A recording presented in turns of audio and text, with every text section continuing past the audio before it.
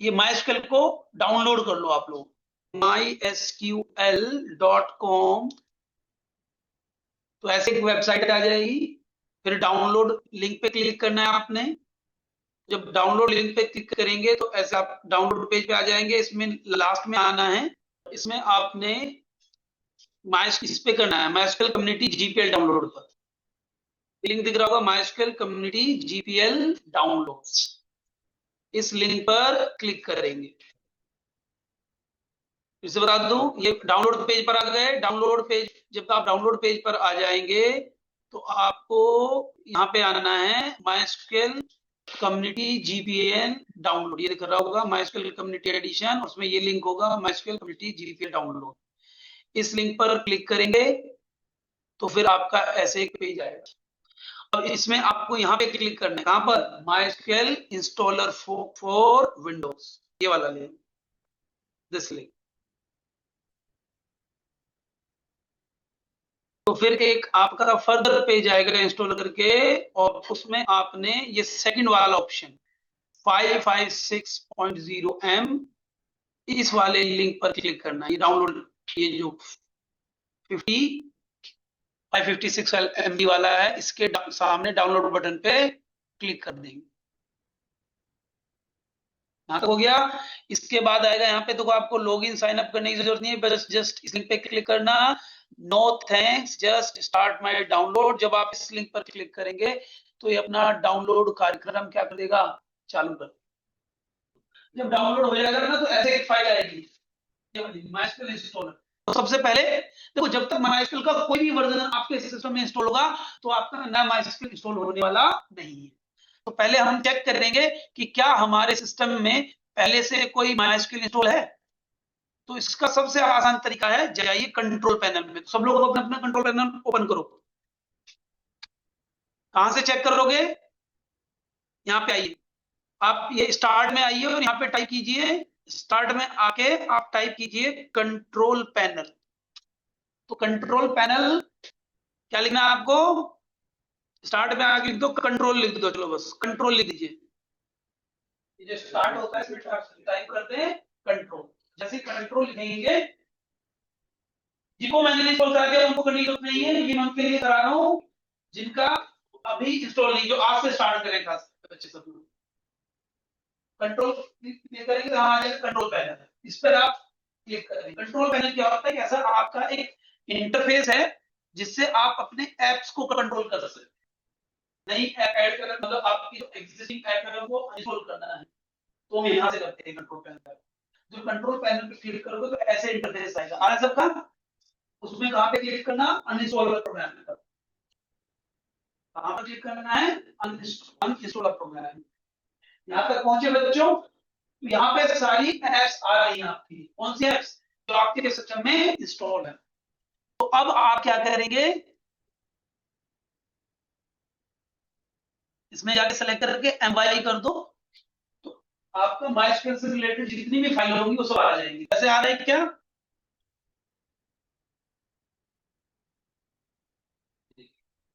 तो अब हम पहले इसको क्या करेंगे, अनइंस्टॉल करेंगे।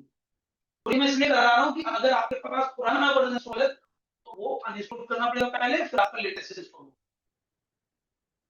तो यहाँ पे जितनी भी MySQL से रिगार्डिंग एंट्री मिलेगी उन्हीं को करना है जिनका यहाँ पे MySQL लिखने पर ऐसे कुछ आ रहा है।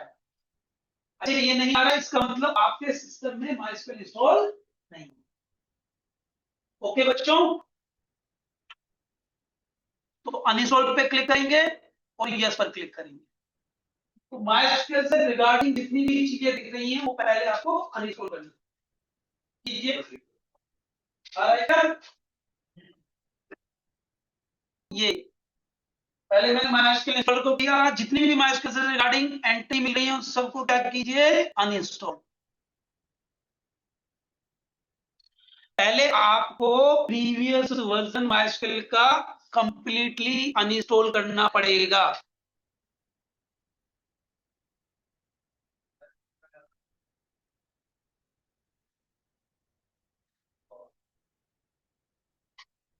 पूरा यहाँ पे सबका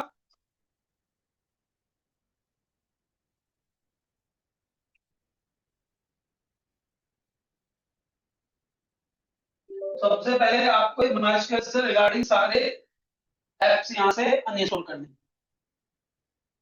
अब क्योंकि ये सर्वर बेस्ड एप्लीकेशन है तो ये ना क्या करता है, अपनी हिस्ट्री मेंटेन करता है। आपका कुछ MySQL से रिगार्डिंग फोल्डर ये सी ड्राइव में आपका बना के रख देगा।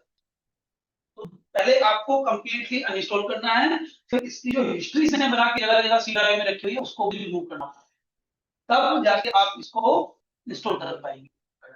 ये किसको करने की जरूरत नहीं है, जहां पे MySQL से रिगार्डिंग कुछ आया नहीं, इसका मतलब उसके सिस्टम में कोई MySQL इंस्टॉल नहीं है, तो उसे कुछ भी करने की जरूरत नहीं, उसे सीधे बस इंस्टॉल करना है। ये मैं उनके लिए बता रहा हूँ कि जिनके पास MySQL का कोई ओल्डर वर्जन हो, तो पहले हम उसको रिमूव करेंगे। हाँ जी, देखिए अब ये MySQL कंप्लीटली यहाँ से हो चुका है अनइंस्टॉल। MySQL से रिगार्डिंग अब यहाँ पर कोई एंट्री नहीं। अब आपको सी ड्राइव में जाना है। सी ड्राइव ओपन कीजिए सब लोग। तो सी ड्राइव में प्रोग्राम फाइल में जाइए। सबसे पहले सी ड्राइव के अंदर प्रोग्राम फाइल में जाना है। तो इसने MySQL करके फोल्डर बना रखे हैं। जब तक ये फोल्डर आपके क्या नहीं होंगे, डिलीट नहीं होंगे, तब तक MySQL आपका इंस्टॉलेशन प्रोसेस स्टार्ट नहीं करेगा। तो इन MySQL फोल्डर को आपको यहां से क्या करना है बच्चों, डिलीट करना है। कहां से पहला करना है, सी ड्राइव के प्रोग्राम फाइल में जाकर जाके चेक करो सी के अंदर प्रोग्राम फाइल में कोई MySQL फोल्डर है, MySQL करके फोल्डर, उसको डिलीट कर दो। नहीं है तो फिर तो कोई टेंशन ही नहीं है तो उसे डिलीट कर दो। यहाँ पर सी ड्राइव के अंदर प्रोग्राम फाइल है, कहाँ पे, प्रोग्राम फाइल फोल्डर में।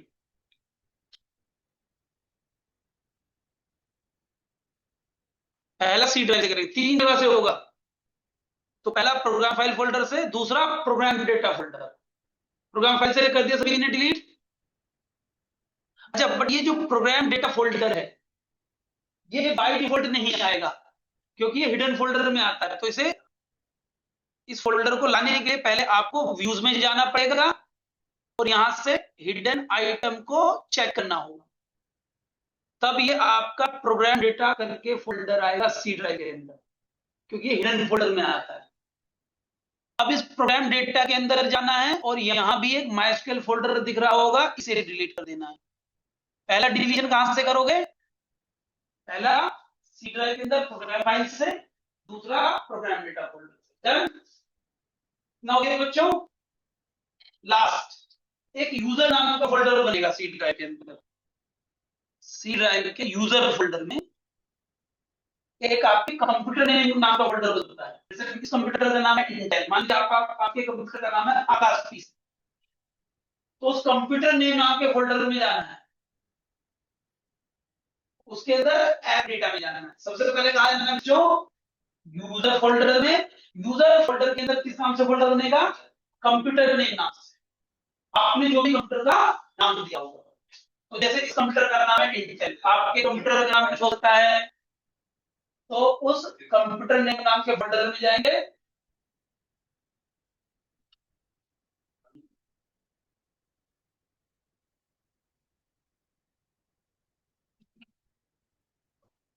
हाँ जी, तो ये इंटेल के अंदर आ गए हम लोग। अब यहां पर आपको दिखेगा ऐप डेटा फोल्डर, सब में आ रहा होगा, देखो चेक करो, ऐप डेटा नाम का फोल्डर। इस फोल्डर के अंदर जाएंगे बच्चों, इसके अंदर आपको एक रोमी नाम का फोल्डर मिलेगा, और इस रोमी के अंदर भी MySQL फोल्डर हो सकता है। अगर है तो उसे भी क्या कर दें, डिलीट कर दें। अब जाके हमारा सिस्टम रेडी है MySQL को इंस्टॉल करने। जब तक ये फोल्डर रहेंगे MySQL इंस्टॉल नहीं बोलता रहेगा कि सी ड्राइव में ऑलरेडी MySQL फोल्डर बना हुआ है, ये नया वर्जन इंस्टॉल नहीं। तो 3 जगह से करना था, कहां से, प्रोग्राम फाइल, प्रोग्राम डेटा, और ये आपका रोमी फोल्डर।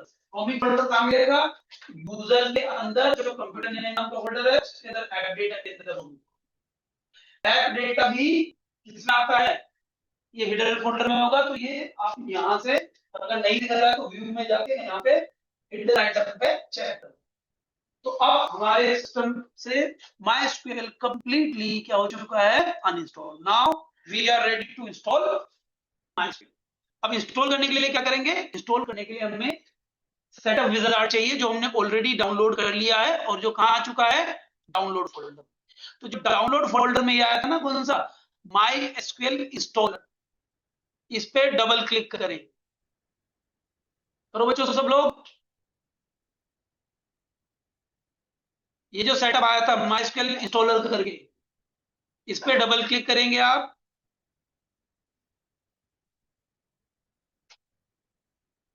दुनिया का सबसे आसान काम सॉफ्टवेयर डाउनलोड इंस्टॉल करना ही है, इसमें कोई लॉजिक नहीं है, लॉजिक इसके बाद स्टार्ट होगा। अच्छा, इसके बाद फिर आपने यस पूछेगा, परमिशन मांगेगा, तो यस पे क्लिक करना है। यस मतलब आप परमिट कर रहे हैं, नो मतलब आप परमिट नहीं कर रहे हैं।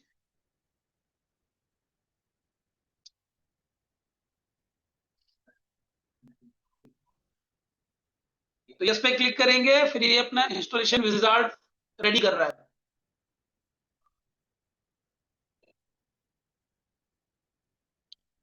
जहां जहां पे यस पूछे, यस पे क्लिक करना है आप लोगों ने। फिर आपका एक ये विंडो आएगी, इसमें आएंगे server only, client only, full custom.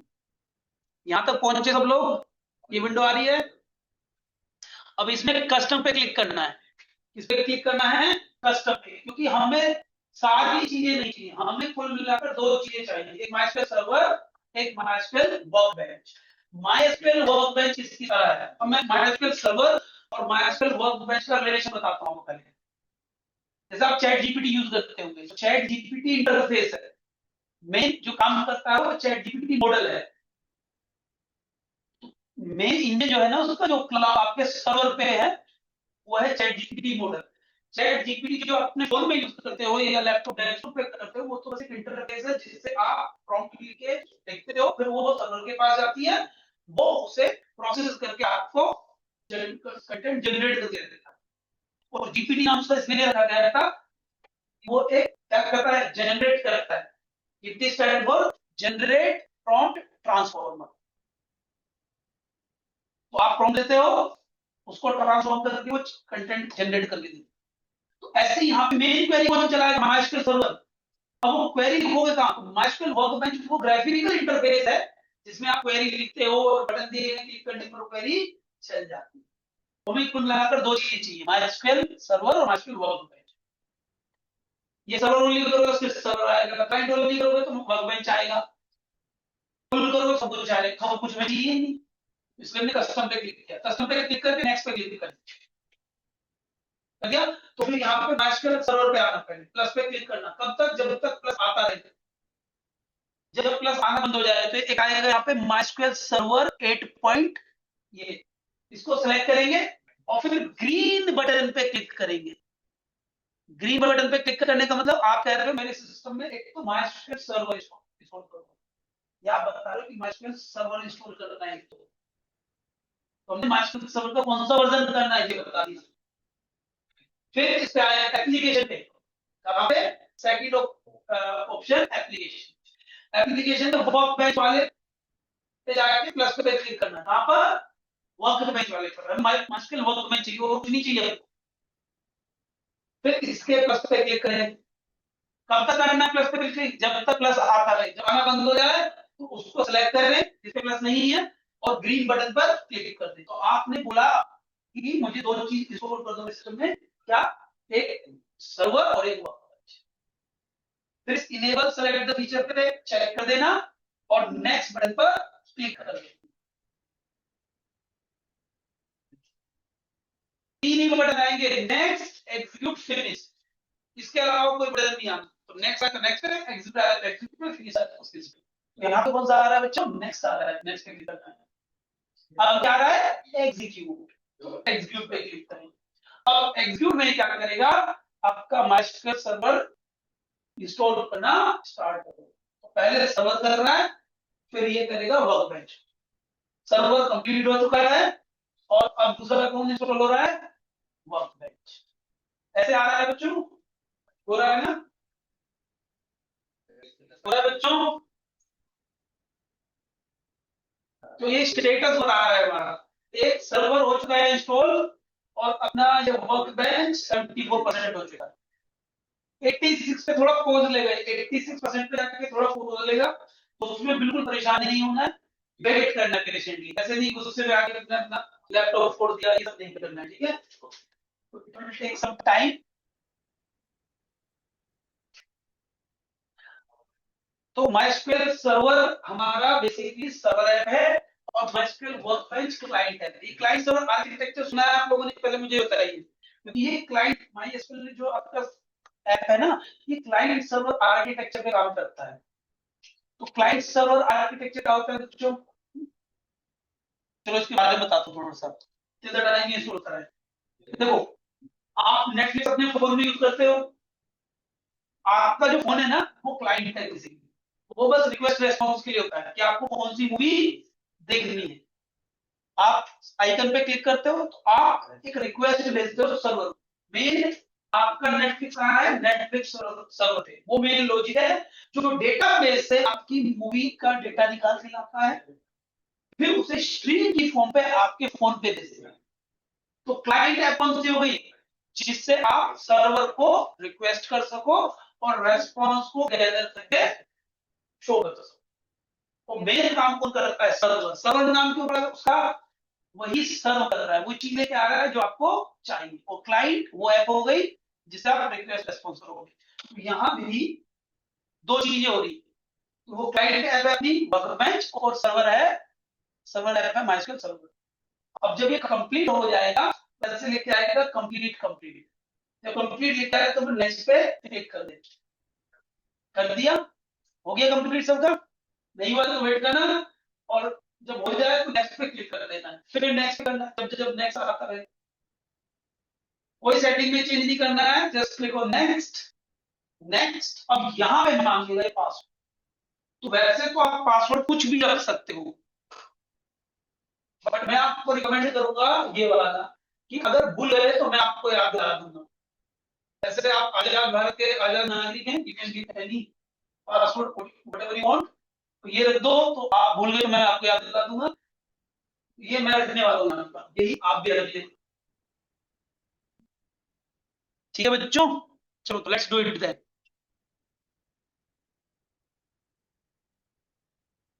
तो इनके अब रखा है, जिसमें आई कैपिटल रखा है मैंने, अंडरस्कोर 123, इसी पासवर्ड को री एंटर करना है।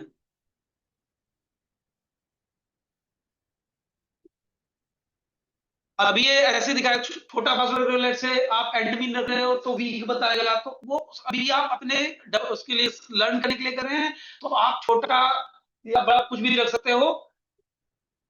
जितना आप इसको पासवर्ड रखो, थोड़ा सा मिक्स रखोगे, मतलब इसमें मैं थोड़े से स्पेशल सिंबल और यूज कर लूं तो ये स्ट्रॉन्ग बताने लग जाएगा, बट वो अभी मैटर नहीं करेगा। ठीक है, अब just click on the next button, next, next, और लास्ट में एग्जीक्यूट।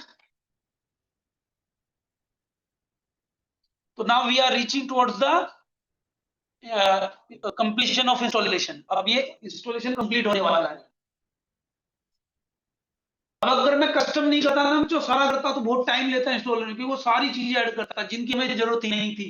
तो कस्टम करके हमने क्या किया, इस कस्टम करते हो ना, फॉर एग्जांपल आप रेस्टोरेंट जाते हो तो वहां पे तो बहुत सारे फूड आइटम्स है, आप हल्दीराम में गए वो 50 फूड आइटम दे रहे हैं, आप कौन सा मेन्यू मिलता है ना कि आपको कौन सा चाहिए सेलेक्ट करते हो ना, इसको कस्टमाइजेशन बोलते हैं। तो कस्टम करके हमने बोला कि हमें बस ये दो चीजें दो और कुछ मत दो। Finish, next, and finish. अब हमारा इंस्टॉल हो चुका है MySQL वर्कबेंच, और जैसे इंस्टॉल ये कंप्लीट हो जाएगा, ऐसे MySQL वर्कबेंच ओपन होकर आएगा इंटरफेस। ये आ गया, इट मींस आपका MySQL इंस्टॉल हो चुका है आपके सिस्टम में। तो ऐसे विंडो आएगी इंस्टॉलेशन कंप्लीट होने के बाद। अब इसमें आपको कहां पे क्लिक करना है, तो यहाँ पे आपको नजर आ रहा होगा, जैसा मैंने बताया था ना, MySQL वर्कबेंच अकेले कुछ नहीं करेगा, इससे पहले MySQL सर्वर से कनेक्ट होना पड़ता है। MySQL सर्वर ये है, MySQL 80, this is the main server, और रूट उसका यूजर नेम है। लोकल होस्ट का मतलब क्या है कि ये सर्वर हमारे ही सिस्टम में इंस्टॉल है। लोकल होस्ट पता है कब जब सर्वर आपके सेम मशीन पे हो जिसपे क्लाइंट है। जब क्लाइंट मशीन पे ही सर्वर होता है तो समझते हैं लोकल होस्ट। जब सर्वर किसी और मशीन पे हो तो फिर वो लोकल होस्ट नहीं होता। जैसे नेटफ्लिक्स एक्चुअल किसी और मशीन पे है, अभी ये सर्वर और क्लाइंट दोनों सेम मशीन पे, ये उसका पोर्ट नंबर बता रहा है। ये अभी हमारे लिए इतने इंपॉर्टेंट नहीं है, बट हाँ, जब मैं पाइथन प्रोग्राम से माइस्क्यूएल को कनेक्ट करूंगा तब ये इंफॉर्मेशन हमें देनी पड़ेगी। तो आपको यहाँ पे क्लिक करना है, तो जब क्लिक करेंगे तो ऐसे पॉपअप आएगा। अब यहाँ पे पासवर्ड मांगेगा, कौन सा पासवर्ड करना है? ये कौन सा पासवर्ड? माइस्क्यूएल का पासवर्ड जो भी आपने इंस्टॉल करते वक्त रखा था, दैट वाज इन कैप, जो मैंने रखा था _123। अगर आप इसे नोट कर लेंगे तो बेहतर रहेगा। बाकी अगर आप इसे बार बार टाइप नहीं करना चाहते तो आप किस पे क्लिक कर सकते हो? सेव पासवर्ड इन वोल्ट। इससे क्या होगा कि पासवर्ड इसने सेव करके रख लिया है, अब आपको री एंटर करने की जरूरत नहीं। तो ऐसे इंटरफेस आ रहा होगा। अब इसमें थोड़ा सा हमें कॉन्फ़िगरेशन करने हैं, थोड़ा सा सेटिंग में चेंज करने हैं। अब ये मैनेजमेंट वाले पार्ट में, हमें डेटाबेस वाले पार्ट में आना, तो ये स्कीमा पे क्लिक करें, इस पे क्लिक करें। बाय डिफॉल्ट ये सेलेक्ट होता है एडमिनिस्ट्रेशन, तो आप स्कीमा पे क्लिक कर दें। तो ये वो है, ये वो इंटरफेस है जहां पे आपके डेटाबेस दिखाए जाते हैं। और ये सिर्फ नाम का डेटाबेस माइस्क्यूएल में बाय डिफॉल्ट बना होता है, एक डेटाबेस ही बना के रखा है जिसमें जिस सिस्टम की इन्फॉर्मेशन रखी होती है, जिस सिस्टम में माइस्क्यूएल इंस्टॉल हुआ है। तो बेहतर होगा कि आप इसको न छेड़े, जो डेटाबेस आप बनाओगे वो यहाँ पे न जाए। ठीक है। दूसरा, इसकी हमें जरूरत नहीं है, तो देखो इसको ये इस पे क्लिक करेंगे तो हाइड हो जाएगा। तो यहाँ पे हम अपनी क्वेरी लिखेंगे, कैसे हाइड किया मैंने, ये अगर सेलेक्ट कर लेंगे तो ये विजिबल हो जाना है, तो इसको हाइड करने के लिए इस पर क्लिक कर दो, हट गया। ऐसे ये वाला हटाना है तो इस पर मैं क्लिक करूंगा तो ये आपका जो आउटपुट एक्सप्लोरर है, जहाँ पे आपके आउटपुट आते हैं क्वेरी के, वो चला जाएगा। तो वो तुम्हें चाहिए तो इसको हम ऑन रखेंगे। ये नेविगेशन बार है, नेविगेटर में क्या है कि दिखा रहा है कि आपके कौन से डेटाबेस है। इस पे क्लिक करूंगा तो ये भी गायब हो जाएगा। तो उसको वापस लाना है तो इसी पे क्लिक कर दें। तो आपके लिए जो मेन पार्ट है इसमें, वो ये 3 सेक्शंस है, मैं बताता हूँ कौन से। देखिए यहाँ पे आपके सारे डेटाबेस दिखेंगे, यहाँ पे हम क्वेरी लिखेंगे, यहाँ पे आउटपुट आएगा, और यहाँ डेटाबेस के अंदर की इंफॉर्मेशन जानी है कि डेटाबेस के टेबल कौन सी टेबल है, उसकी इंफॉर्मेशन यहाँ पे है। ठीक है बच्चों, तो ये चेंजेस कर लिया। एक दो चेंजेस और करने हैं आप लोगों ने, वो मैं बताता हूँ कहां पर करने हैं। तो इसमें आना एडिट में और प्रीफरेंसेस में। कहां पे? एडिट में आइए और प्रीफरेंसेस में आइए। ये देख पा रहे हैं, एडिट और प्रीफरेंसेस। तो ऐसे पॉपअप आएगा। एक तो थोड़ा सा फॉन्ट साइज बढ़ा लेते हैं। फॉन्ट साइज बाय डिफॉल्ट होता है 10। अगर मुझे बढ़ाना है तो कहां जाऊंगा मैं? फॉन्ट एंड कलर्स पे। कहां पे जाएंगे? फॉन्ट एंड कलर्स आ रहा है इधर, फॉन्ट एंड कलर्स। यहाँ पे कैसे आए हम लोग? एडिट, प्रीफरेंसेस,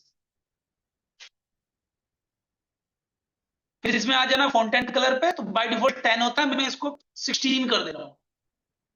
आप 20, 25 इच्छा अनुसार कितना भी कर सकते हो, और ओके बटन पर क्लिक कर देना। बट जो चेंज करोगे तुरंत रिफ्लेक्ट नहीं होगा, वो जब नेक्स्ट टाइम स्टार्ट करोगे तब दिखेगा। तो वापस एक चेंज और करना है, एडिट प्रेफरेंसेस में आइए। इस बार यहाँ एसक्यूएल एडिटर में आना। कहां पे आना? एसक्यूएल एडिटर, जनरल एडिटर के नीचे इसके एसक्यूएल एडिटर पे, और उसमें स्क्रॉल डाउन करना और यहाँ पे सेफ अपडेट को ऑफ कर देना। सेफ अपडेट चेक है, मतलब सेफ मोड ऑन है, इसको ऑफ करें। ये मैं पता क्यों कर रहा हूं? अगर ये सेफ मोड ऑफ नहीं होगा, सेफ मोड ऑन रहेगा, तो हमारी अपडेट और डिलीट क्वेरी नहीं चलेगी। तो हमें अपडेट डिलीट क्वेरी चलानी है, तो इसलिए हमने सेफ मोड को ऑफ कर दिया और ओके बटन पर क्लिक कर दिया। तो अब हमने माइस्क्यूएल वर्कबेंच को टोटली कॉन्फ़िगर कर लिया है। बट ये चेंजेस तुरंत नहीं दिखेंगे, तो हम इसे क्लोज करेंगे और दोबारा से स्टार्ट करेंगे। दोबारा से कहां से स्टार्ट करोगे?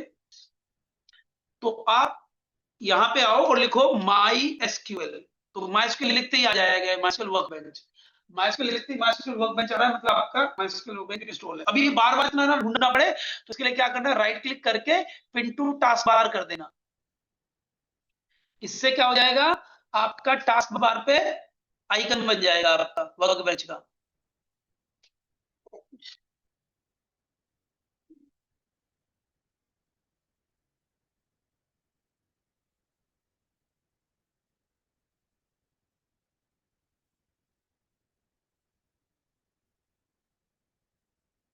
आप सीधे यहीं से आप इसको स्टार्ट कर सकते हैं।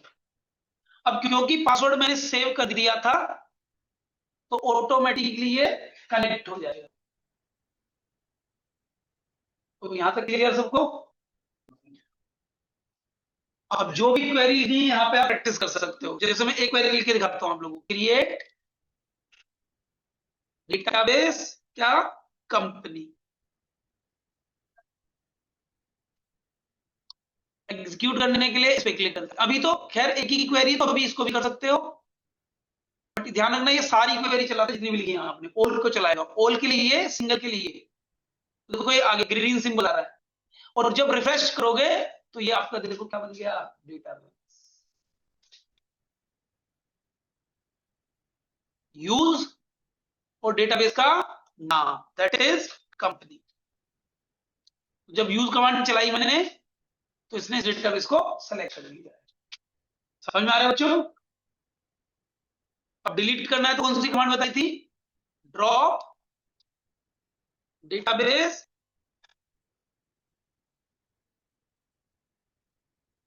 कंपनी।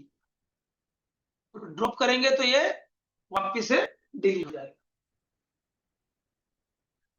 अच्छा, इस क्वेरी का नाम क्या है, इस फाइल का नाम है क्वेरी 1। क्या हम इस नाम को चेंज कर सकते हैं? एब्सोल्युटली। तो कैसे चेंज करोगे? तो ये दिख रहा है सेव बटन है या कंट्रोल एस शॉर्ट की। हाँ जी, तो या तो इधर आइकन पे क्लिक कर दें तो ऐसे पॉपअप आ जाएगा, या फिर कंट्रोल एस की दबा दें, दोनों में से जो अच्छा लगे। समझ में आ रहा है? अब मैं इस फाइल को सेव करना बता रहा हूं, एक अपने नाम से कोई मीनिंगफुल नाम देना है। बाय डिफॉल्ट इसका नाम है क्या, क्वेरी 1 करके फाइल, तो इसको मीनिंगफुल नाम देते हैं। तो यहाँ पे क्लिक करना और डेस्कटॉप पे, मतलब कहीं भी बना सकते हो। तो मैं डेस्कटॉप पे आप लोगों के लिए एक फोल्डर बनाऊंगा। तो डेस्कटॉप पे मैं एक नया फोल्डर बना देता हूँ, एंड आई होप फोल्डर सब बना लोगे। राइट क्लिक करना, न्यू फोल्डर। सबको इतना कंप्यूटर तो यूज कर लेते होंगे सब लोग, है ना, पढ़े लिखे लग भी रहे देखने में। तो आप यहाँ पे क्लिक करेंगे और यहाँ पे लिख देना डेटा एनालिटिक्स। आप डेटा एनालिटिक्स नाम से एक फोल्डर बना लीजिएगा। मैं इसमें आपके टाइमिंग को भी ऐड कर दे रहा हूं, आपको करने की जरूरत नहीं है। तो ये फोल्डर बन चुका है। अब इस फोल्डर के अंदर जाइए, इसके अंदर एक और फोल्डर बनाइए, क्योंकि हम इसमें मल्टीपल चीजें पढ़ेंगे। तो एक नया फोल्डर और बना लेना, और उस फोल्डर का नाम रखना बच्चों एसक्यूएल। तो एसक्यूएल करके हमने फोल्डर बना दिया है। इस एसक्यूएल फोल्डर के अंदर जाके हम अपनी पहली फाइल बना रहे हैं, और इस फाइल का नाम रख रहा हूं मैं SQL basics. Dot SQL extension होती है जो खुद लगा देगा जब आप सेव बटन पर क्लिक करेंगे। तो एसक्यूएल बेसिक्स करके आपकी पहली एसक्यूएल फाइल बन रही है। अब क्योंकि मैं इस फाइल को क्लोज नहीं कर रहा हूं, तो जब मैं दोबारा आऊंगा तो ये मुझे फाइल ऐसे ही मिलेगी। तो मैंने यहाँ पे आइकन पे क्लिक किया, और फिर कनेक्ट करने के लिए कहां पे जाएंगे, इस वाले यहाँ पे मत करना है, इस पे करना है। इधर ये आपका कनेक्ट कर दिया, उसने इस फाइल को ओपन रखा है, हमने क्लोज नहीं की। तब तक मैं आपको माइस्क्यूएल को यूज करके बताता हूँ। ठीक है बच्चों, से इंट्रोड्यूस कराता हूँ। तो माइस्क्यूएल है टूल, सॉफ्टवेयर, और एसक्यूएल है लैंग्वेज जिसके थ्रू हम क्वेरीज लिखते हैं। तो एसक्यूएल में सबसे बेसिक क्वेरी है, तो सबसे पहले हम क्या करते हैं, फर्स्ट हम डेटाबेस बनाते हैं। सबसे पहले क्या बनाएंगे, डेटाबेस। डेटाबेस को समझो किसकी तरह, जैसे आपका लाइब्रेरी होती है, लाइब्रेरी के अंदर रैक्स होती हैं जिसमें आप बुक रखो, रैक्स के अंदर बुक आएंगी, बट वो रैक किसके अंदर होगी, लाइब्रेरी के। तो ऐसे से पहले हम बनाते हैं डेटाबेस। तो डेटाबेस हम लोग ऐसे किस नाम से बना रहे हैं, कंपनी नाम से।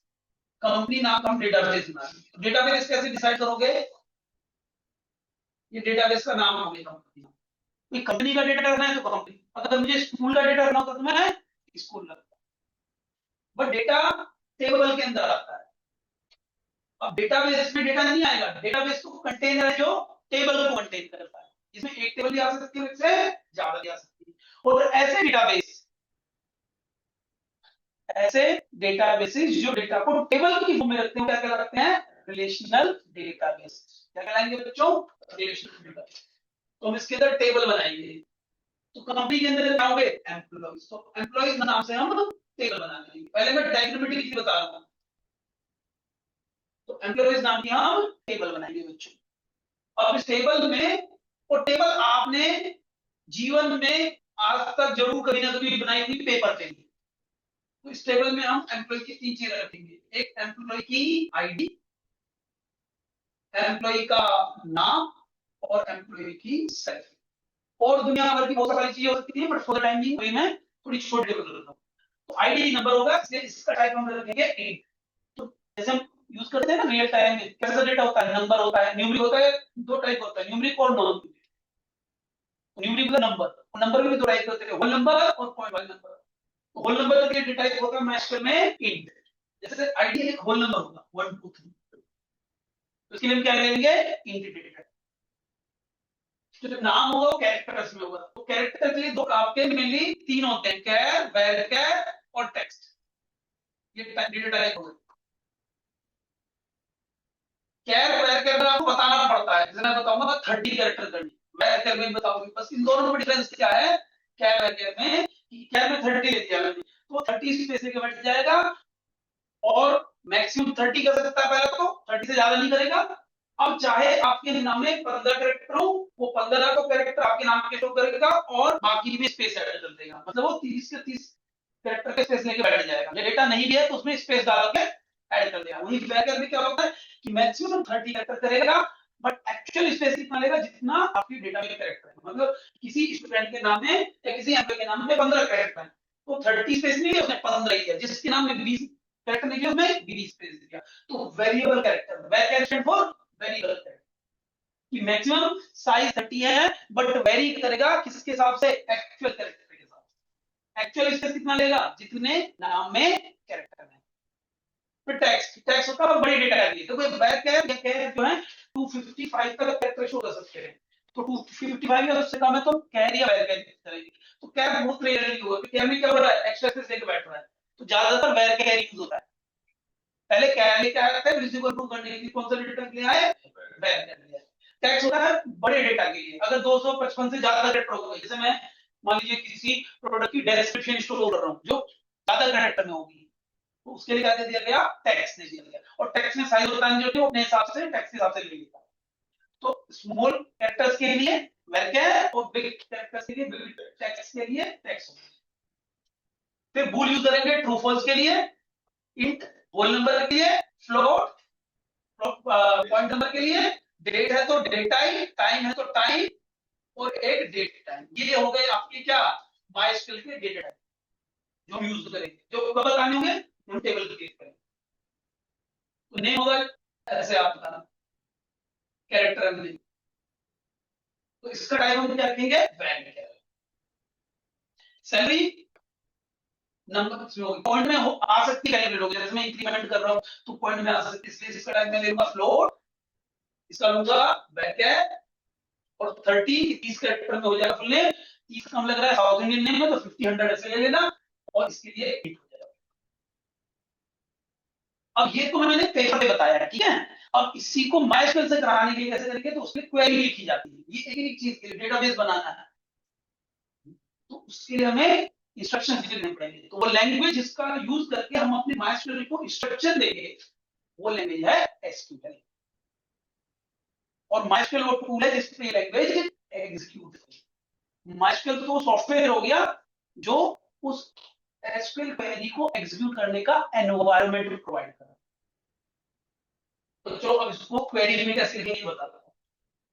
पहले डेटाबेस बनाना है, तो डेटाबेस बनाने की कमांड होती है का क्रिएट डेटाबेस। क्रिएट और डेटाबेस दोनों कीवर्ड है। क्रिएट मतलब क्रिएट करो, डेटाबेस मतलब डेटाबेस बनाओ, क्योंकि क्रिएट से टेबल भी बनती है। तो क्या नाम डिसाइड किया था अभी हमने बच्चों? तो हमने डेटाबेस का नाम डिसाइड किया था कंपनी। तो मैं कंपनी नाम का क्या बनाऊंगा? डेटाबेस बनाऊंगा।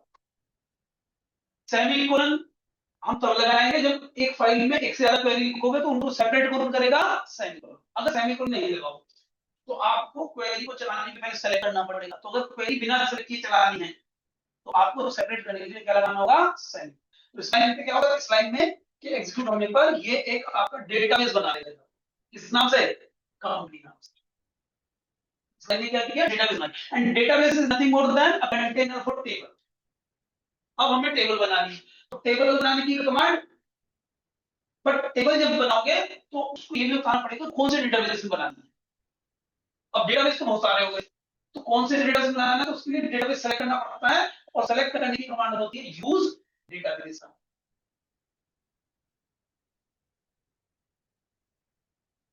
समझ आ रही है? चलो पहले मैं इतनी कमांड आपको एग्जीक्यूट करके दिखाता हूं।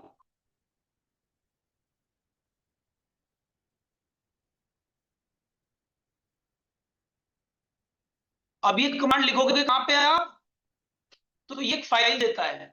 अगर ये फाइल नहीं आ रही है तो कहां से लेके आएंगे ये फाइल, जब हम प्लस पे क्लिक कर दें। ठीक है, अभी थोड़ा सा मैं आपको एक्शन में दिखा रहा हूं, फिर मैं आपको साथ में इंप्लीमेंट करवाऊंगा। तो फाइल बन चुकी है, तो पहली कमांड क्या लिखेंगे, क्रिएट, और तो उसमें इंटेलिजेंस काम करता है, जैसे लिखा सीआर, तो अपने आप क्रिएट की वर्ड आ गई। इसे एक्सेप्ट करने के लिए क्या करेंगे, टैब की दबा देंगे।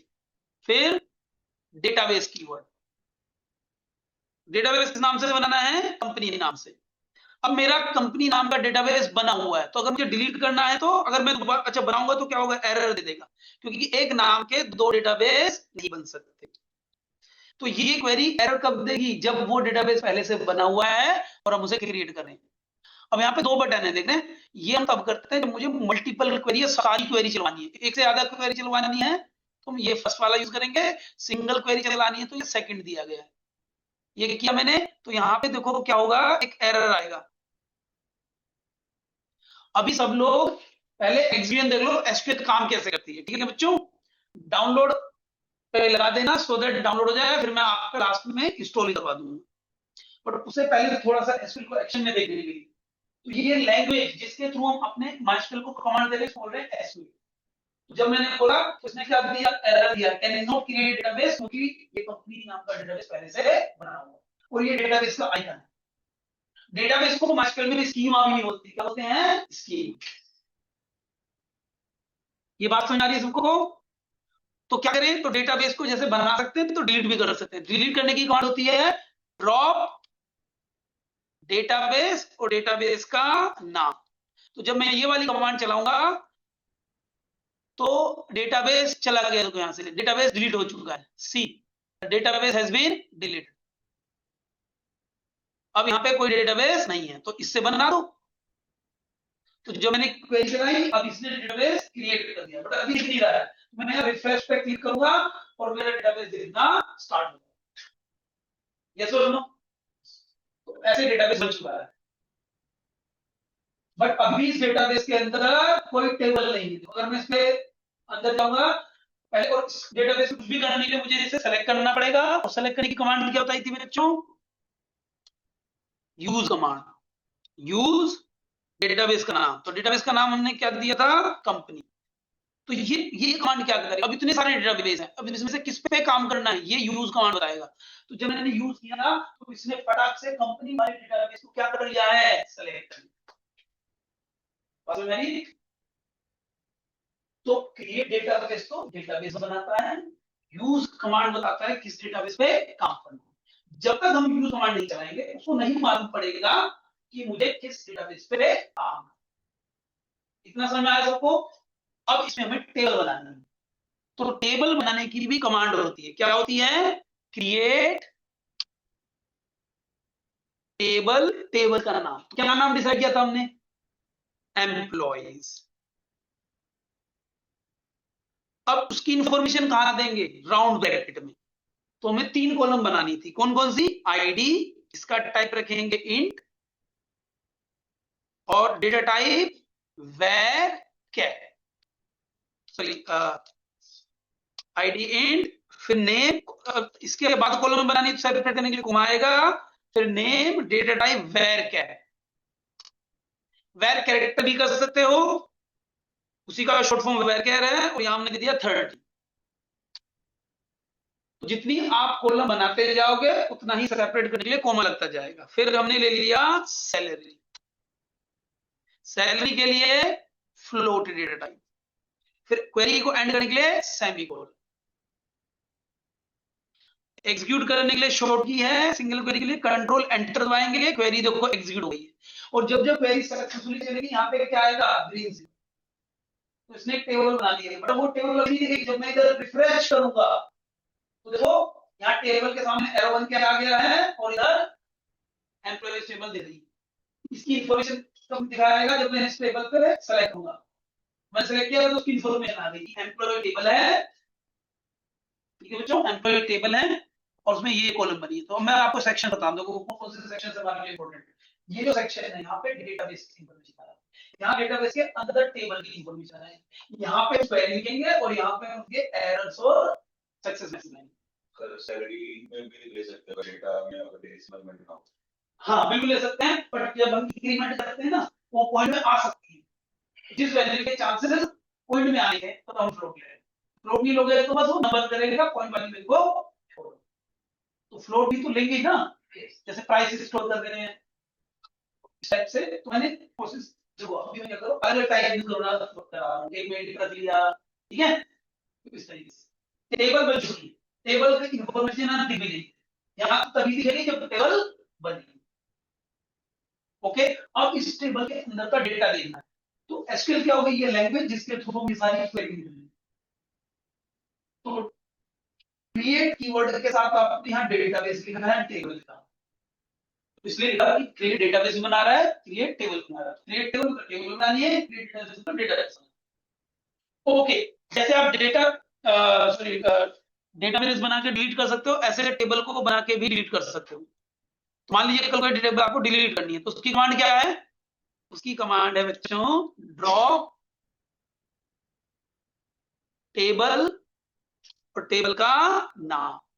अब जब आप ड्रॉप टेबल लिख रहे हो तो टेबल को ढूंढ के ड्रॉप करेगा। अब जब मैं इस क्वेरी को चलाऊंगा तो देखो ये टेबल यहां से वापस गया, वो टेबल हैज बीन डिलीटेड। तो दोबारा बनाना नहीं है तो फिर इस क्वेरी को फिर से चला दो, जब बनाओगे तो ये दोबारा से बन जाएगी फिर से। Is that clear? ओके, तो ये हमारी टेबल बन चुकी है। अब इसका डेटा मुझे देखना है, तो उसके लिए क्या लिखेंगे, सेलेक्ट एस्ट्रिक फ्रॉम एम्प्लॉइज।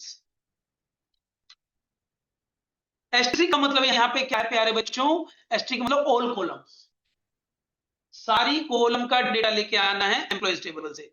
जैसे ही मैं क्वेरी को एग्जीक्यूट करूंगा तो ये टेबल आ गई, बट अभी यहाँ पे खाली नहीं दिखा रहा है टेबल को, because there is no data inside it. अब इसमें डेटा पहुंचाने के लिए होती है इंसर्ट क्वेरी।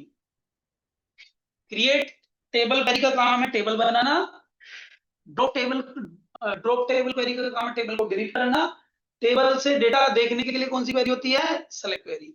तो टेबल में डेटा पहुंचाने के लिए इंसर्ट क्वेरी होती है। तो इंसर्ट क्वेरी लिखने का सिंटेक्स होता है इंसर्ट इनटू टेबल का नाम दैट इज एम्प्लॉइज। अब आपको इस एम्प्लॉय टेबल के किस किस कॉलम में वैल्यू एड करनी है, एक तो मुझे आईडी में करनी है, और जरूरी नहीं है कि आप सब में करनी, मैं पहले एक कॉलम में करके दिखा रहा हूं। तो इसका मतलब इनटू के बाद जो लिखोगे से वो टेबल नेम मानेगा, और इस राउंड ब्रैकेट में जो लिखोगे उसको वो कॉलम नेम मानेगा। और क्या करना है, मुझे वैल्यू ऐड करनी है, एक वैल्यू ऐड करनी है तो वैल्यू कीवर्ड यूज कर लीजिए, और वैल्यू मैंने दे दिया 1। इस लाइन का मतलब क्या समझ रहा है कि एम्प्लॉय टेबल के आईडी कॉलम में क्या वैल्यू पहुंचाएं 1। अभी आप चेक करोगे तो अभी इसमें कोई रो नहीं बनी है।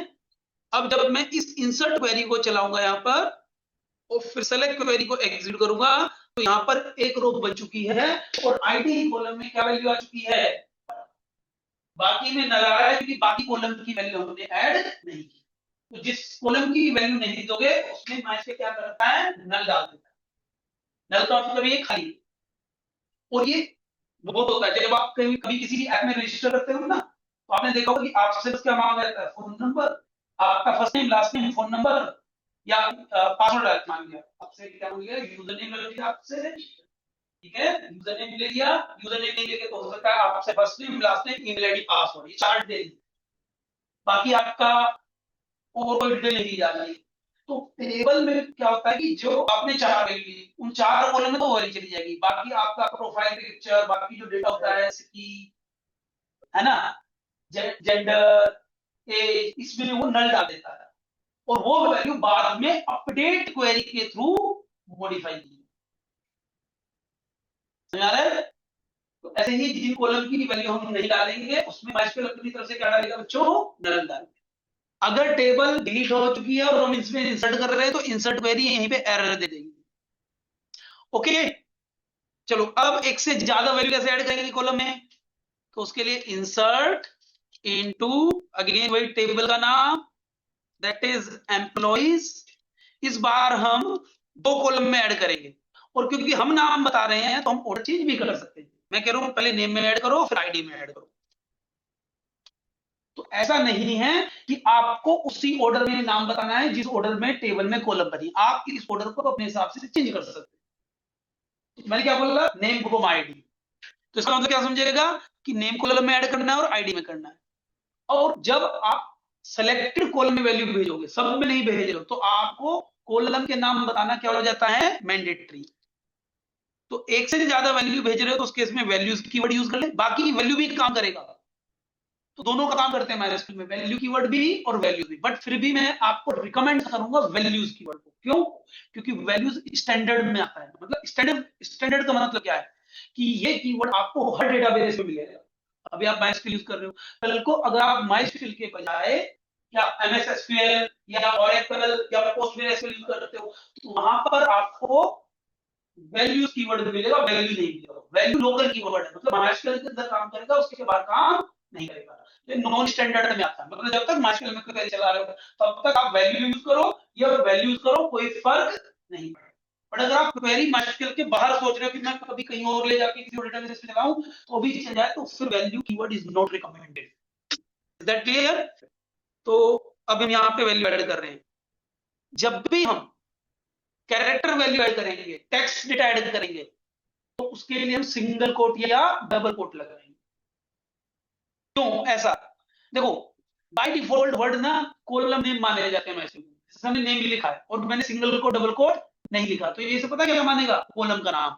अगर मैंने यहाँ पे क्या लिख दिया बच्चों, बिना सिंगल कोट के लिख दिया विजय और लिखा 2, देखो नंबर कभी भी कॉलम का नाम नहीं होंगे, कॉलम का नाम हमेशा वर्ड होगा। अब वर्ड दो जगह यूज हो रहा है, कॉलम नेम में भी और कॉलम वैल्यू में भी, तो MySQL कैसे पहचानेगा कि ये कॉलम का नाम है कि कॉलम की वैल्यू है। अब जैसे मैंने यहाँ विजय लिखा बट बिना सिंगल कोट डबल कोट के, तो अब ये इसे क्या मानने वाला है, विजय को कॉलम नेम मानेगा। लेट्स एग्जीक्यूट द क्वेरी, और इसने क्या एरर दिया, अननोन कॉलम विजय इन फील्ड लिस्ट।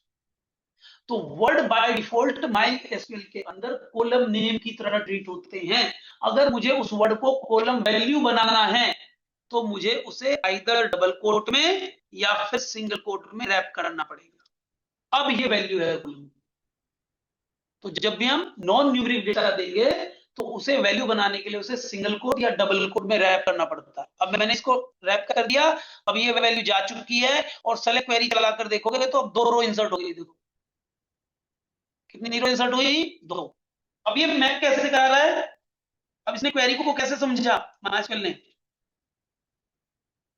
कि ये विजय वैल्यू कहां जाएगी, नेम में, और टू जाएगी आईडी। तो हम ऑर्डर अपने हिसाब से कुछ भी बता सकते हैं, तो आप सेम ऑर्डर भी फॉलो कर सकते हो, आप ऑर्डर अपना नाम भी बता सकते हो।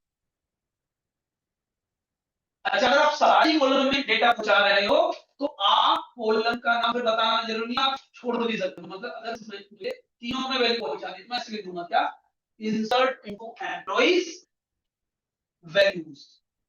अब मैं अपना ऑर्डर नहीं बता रहा, तो अब MySQL किस ऑर्डर, अब इस केस में आपको एक तो सारी कॉलम की वैल्यू बताना मैंडेटरी है। अब आप किसी भी कॉलम की वैल्यू स्किप नहीं कर सकते। तो अगर आप सेलेक्टेड कॉलम में डेटा भेज रहे हो तो फिर कॉलम का नाम बताना टेबल के नाम के बाद मैंडेटरी हो जाता है। अगर आप सारी कॉलम में भेज रहे हो तो आप कॉलम नेम को क्या कर सकते हो, स्किप कर सकते हो। अब इसे सारी कॉलम की वैल्यू चाहिए तो और उसी ऑर्डर में चाहिए जिस ऑर्डर में बनी है। पहली कॉलम कौन सी बनी है टेबल में, आईडी, तो पहली वैल्यू आईडी की होगी, दूसरी नहीं है। और तीसरा हो गया सैलरी। नंबर ऑलरेडी वैल्यू होते हैं, टेक्स्ट जो डेटा होता है वो वैल्यू नहीं होता, तो उसे वैल्यू बनाने के लिए आइदर डबल कोट में या सिंगल कोट में आप क्या करोगे, रैप करोगे, नहीं तो उसे क्या मान लेगा, कोलन का। समझ आ रहा है? तो जो भी डेटा मेरा नो न्यूमरिक है उसे वैल्यू बनाना पड़ेगा, न्यूमरिक डेटा का ऑलरेडी कॉलम की वैल्यू होता है। तो चलो अभी थर्ड क्वेरी को चलाएंगे।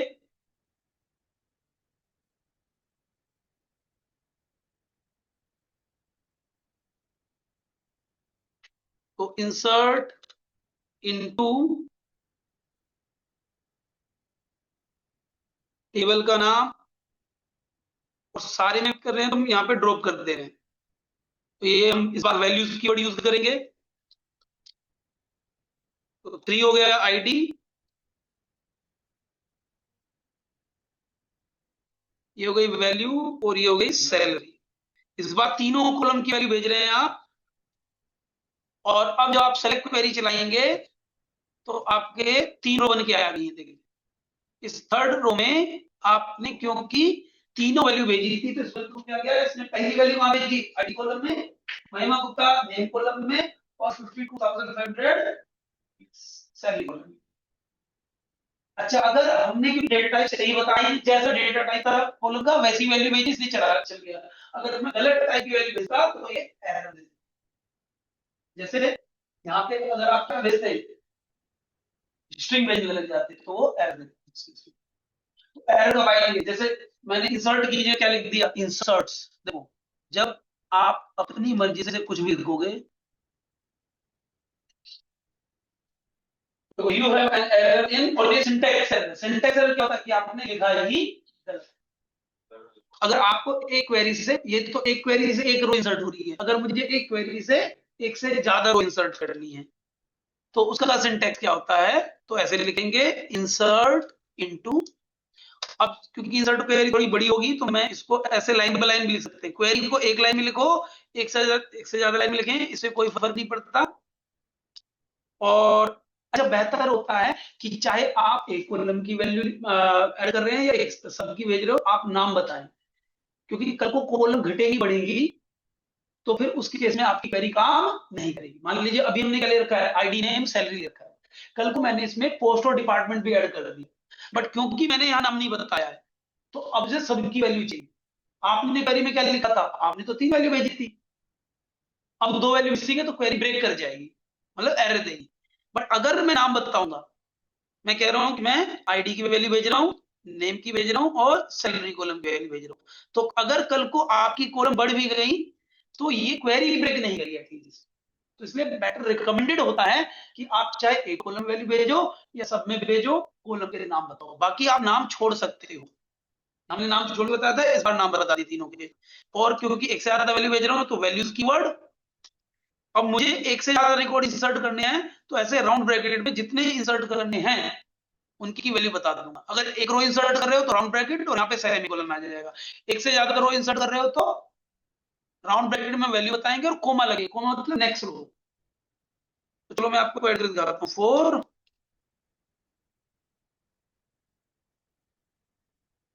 और जैसा मैं बता चुका हूं कि आप दोनों में से कुछ भी लगा सकते हैं, डबल कोड भी, बट इतना भी तूफानी मत कर देना कि एक तरफ डबल कोड एक तरफ सिंगल कोड, ये वर्क नहीं करेगा। तो या तो दोनों तरफ डबल कोड होंगे या दोनों तरफ सिंगल कोड होंगे।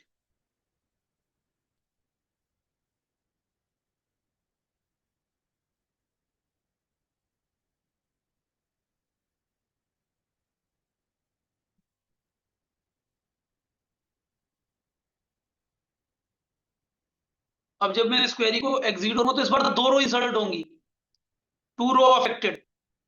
और अब जब आप सेलेक्ट क्वेरी चलाएंगे तो आपकी 5 रो बन गई होंगी, इधर 3 पहले से थी, 2 इस क्वेरी है। समझ आया? डेटाबेस बनता है, पहले डेटाबेस के अंदर टेबल बनाते हैं। तो डेटाबेस बनाना, टेबल बनाना, यह है डेटाबेस स्ट्रक्चर क्रिएट करना। डेटाबेस स्ट्रक्चर क्रिएट करना कैसा है, जैसे आप लाइब्रेरी में बुक्स रखो तो बुक रखने के पहले रैक बनेगी, है ना, रैक में बुक रखी जाएगी, वो स्ट्रक्चर हो गया। फिर बुक रखना हो गया क्या, बुक रखना एक तरीके से डेटा रखना हो, डेटा पहुंचाने का काम, देखने का काम कौन कर रही है, ये select query, insert query. Database बनाने का काम और टेबल बनाने का काम कौन सी क्वेरी कर रही है, क्रिएट क्वेरी, और डिलीट करने का काम ड्रॉप क्वेरी। एक हो गया आपका डेटाबेस स्ट्रक्चर बनाना, फिर उसमें डेटा पहुंचाना। तो जो क्वेरी डेटा पे काम करती है उसको बोलते हैं, तो एक क्वेरी भी 3 टाइप की होती है, थोड़ा सा आपको बताता हूँ। 3 टाइप की क्वेरी होती है, डीडीएल, एक होता है डीएमएल और एक होता है डीक्यूएल। तो डीडीएल में क्या आ गया, जो स्ट्रक्चर को क्रिएट करे, तो इसमें आ गया कौन सा, क्रिएट और ड्रॉ।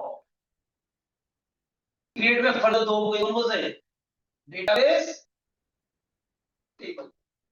ड्रॉ में भी दो हो गए, क्या, डेटाबेस और टेबल। डीएमएल जो डेटा, टेबल के डेटा को मॉडिफाई करे, तो टेबल का डेटा कब मॉडिफाई होगा, जब नई रो आएगी, तो उसमें कौन सा हो गया, इसमें आ जाती है इंसर्ट क्वेरी, अपडेट क्वेरी और डिलीट क्वेरी। ठीक है बच्चों। और डीक्यूएल जो डेटा को टेबल से ले आए, that is select query. Select query क्या है, जब जो डेटाबेस के मतलब टेबल के डेटा से क्वेरी करे। क्वेरी करना क्या है, कि आप डेटा देखना चाह रहे हो, डेटा से क्वेरी कौन कर रहा है, सेलेक्ट क्वेरी। तो सेलेक्ट क्वेरी क्या हो गई आपकी, डीक्यूएल, इंसर्ट अपडेट डिलीट हो गया डीएमएल, और डीडीएल में क्या आ गया, जो डेटाबेस का स्ट्रक्चर बना रहा है। अच्छा, डीएमएल प्लस डीक्यूएल को ही बोलते हैं क्रड क्वेरीज। क्या बोलते हैं इनको, क्रड क्वेरीज। तो क्रड क्वेरीज क्या होती हैं, जो ये ऑपरेशन करता है, क्रिएट रिपोर्ट, जो नया रिपोर्ट क्रिएट करे, ये कौन कर रहा है बताओ, ये करता है इंसर्ट क्वेरी। यही एसक्यूएल बेसिक्स है। एसक्यूएल बेसिक में क्या आता है, कि पहले डेटाबेस बनाना, डेटा पहुंचाना, फिर आपका एडवांस एसक्यूएल स्टार्ट। तो पहले हम इसी को करेंगे, अभी आज और कल क्रड क्वेरी पे काम करेंगे। अभी ये मैंने हल्का सा इंट्रोडक्शन दिया आप लोगों को, अभी इसके बाद फिर मैं आप लोगों को सॉफ्टवेयर इंस्टॉल कराता हूँ। हाँ जी, आर फॉर रीड रिकॉर्ड, तो वो क्वेरी जो टेबल के डेटा को रिकॉर्ड रीड करे, तो कौन सी क्वेरी बताओ, सेलेक्ट क्वेरी।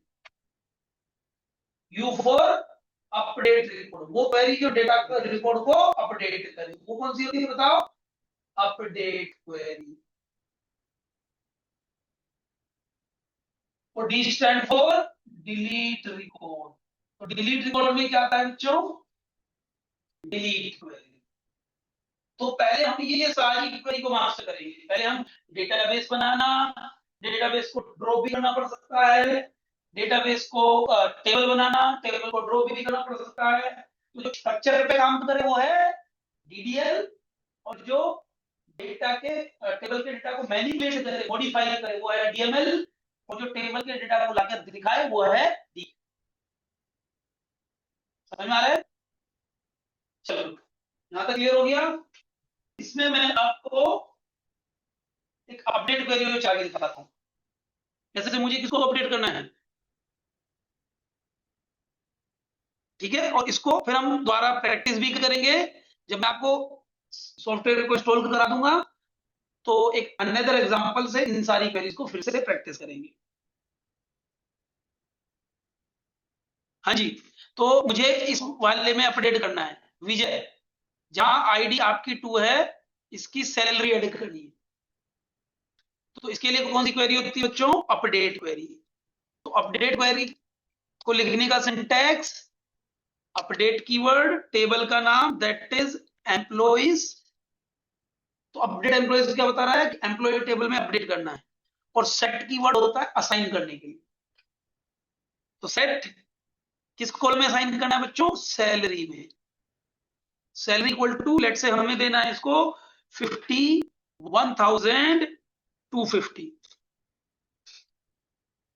अब क्योंकि मुझे हर रो में नहीं करना, तो वेयर क्लोज रहेंगे, where ID equal to 2।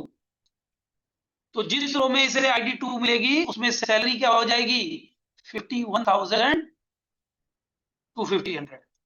Let's execute the query and let's check. तो सेलेक्ट क्वेरी चलाएंगे, और देखो यहाँ पे क्या आ गया, जो सैलरी नल थी, नल किसे रिप्लेस हो गया, 51,250।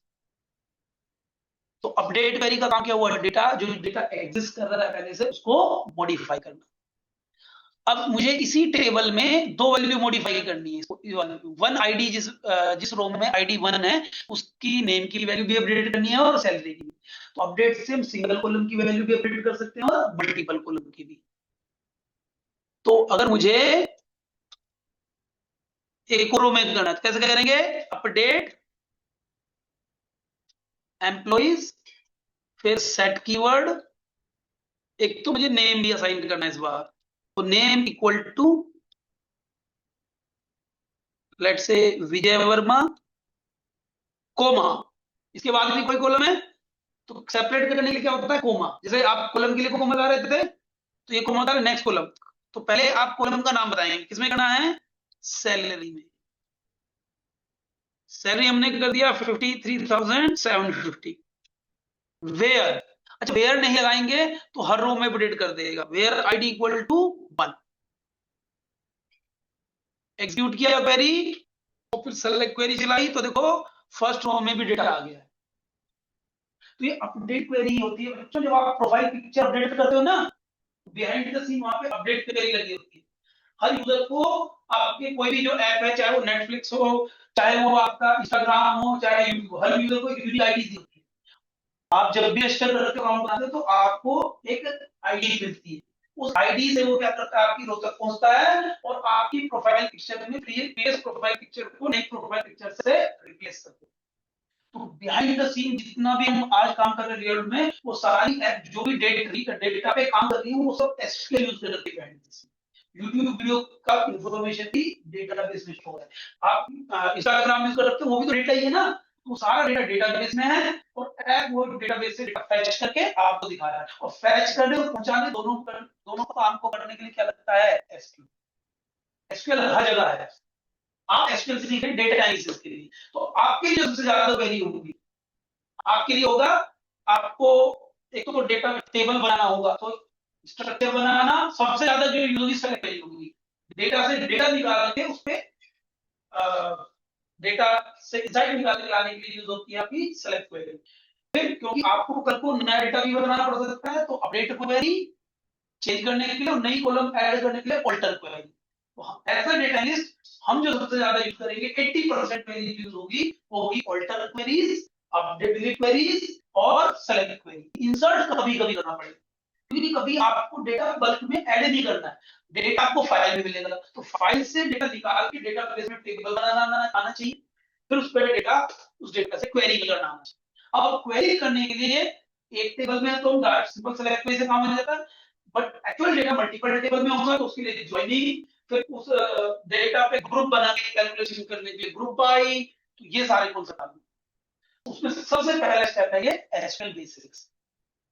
तो समझ आ रहा है। अब फ्रंट में कौन कौन सा कर लिया फ्रंट में, नया रिकॉर्ड क्रिएट करना, इंसर्ट क्वेरी, रीड करने के लिए सेलेक्ट क्वेरी, अपडेट करने के लिए अपडेट क्वेरी, तो कौन सी बची, डिलीट क्वेरी। तो चलो डिलीट भी एक छोटा सा एक्शन से दिखाता हूं आपको, डिलीट कैसे काम करेगा। तो लेट्स से मुझे 2 आईडी वाले रिकॉर्ड को डिलीट करना है, तो कैसे करेंगे, डिलीट फ्रॉम टेबल का नाम that is employees, where ID equal to 2। तो एक कौन सी रो में जाएगा, जहां आईडी 2 है उस रो को डिलीट कर देगा। जैसे ही मैंने इस क्वेरी को एग्जीक्यूट किया, देखो 2 आईडी वाली रो डिलीट हो चुकी है, यस और नो। अब अगर मैं यहीं पे वेयर नहीं लगाऊंगा तो ये सारी रो को डिलीट करेगा, देखो। तो डिलीट फ्रॉम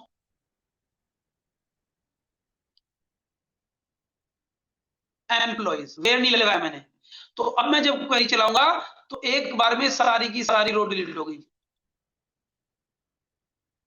तो वेयर बहुत इंपॉर्टेंट होता है। अगर मुझे सेलेक्टेड रिकॉर्ड पे काम करना है तो वेयर को लगाएंगे, वेयर नहीं लगाएंगे तो वो हर रो पे काम। तो सबको समझ में आया, this was the introduction to SQL. तो आज हमने डेटाबेस के लिए सॉफ्टवेयर इंस्टॉल कर लिया है और थोड़ा सा एसक्यूएल को जान लिया है, एसक्यूएल से होता क्या है। ठीक।